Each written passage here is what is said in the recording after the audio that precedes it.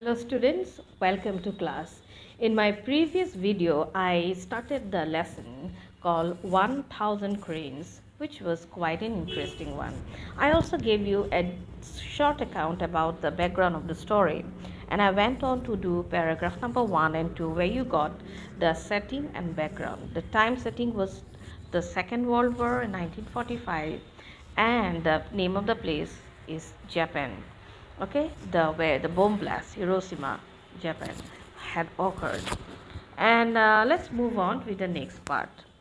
So we all know that Sadako's father was a barber, and then later he was recruited in the army, and he had to leave his family and go and join the war. And he joined the war as in the army hospital, where he has to look after this injured patients, the soldiers, tend to them. What happened during that time? The lives of the people became tougher as the war dragged on. American planes were flying all over Japan, dropping bombs on cities.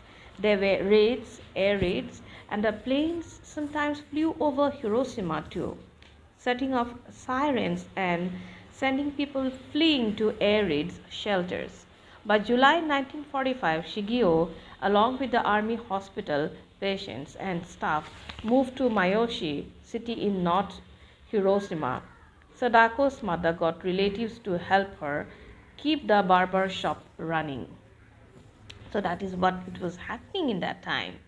So Sadako's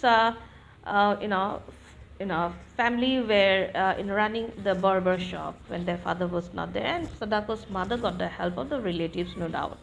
And then in the August of 6th August 1945, when Sadako was 2 years old, she, her grandmother, her brother Masahiro, and mother all were having breakfast, and it was around 8:15 a.m.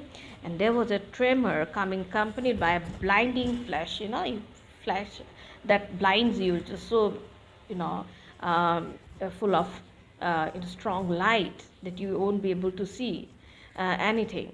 And then it was followed almost immediately by suffocating heat, then a thunderous blast. So this was what happens when a bomb blasts. You can see in the movies how how the bomb blasts and how people are thrown away, and that's what happened. Fires were breaking, the walls of the house toppled. Sadako and the others were thrown from their seats, and Masahiro and grandmother were injured, but miraculously, Sadako and her mother were unharmed. They escaped without any injuries. Fires were breaking out everywhere. They escaped from the collapsed house and fled towards the river. Along the way, Sadako's grandmother, again turned back to get something maybe very precious from the house, and she was never seen again. And people, they don't want to leave away their belongings. It's very precious. When we have something, we don't want to leave and we want to save them. And grandmother maybe had something which she had kept precious things with her maybe for a long time, and she wanted to rescue that or save that, but then while doing that she died and she could never return. Someone helped the family into a small decrepit, means here you can see old and poor condition, a decrepit boat to save them from the fires while the family was on the boat. Rain began to fall. The rain left black splotches on Sadako's clothes, and that was, when the rain fell, it was not ordinary rain, it was chemical rain. And this basically happens due to the chemical war, the nuclear war that was going in the Second World War, and these rain left black splotches on the cloth, because there's like when you bleach a cloth or when you burn a cloth, it's so strong chemical. After the bombing, Shigeo returned to Hiroshima as a rescue squad member, erecting tents and helping the injured.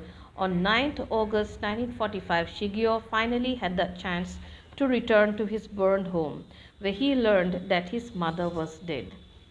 He learned that his mother was on 9th August 1945. Shigeo finally had the chance to return to his burned home, and then he realized that his mother died there, and it was on 9th August.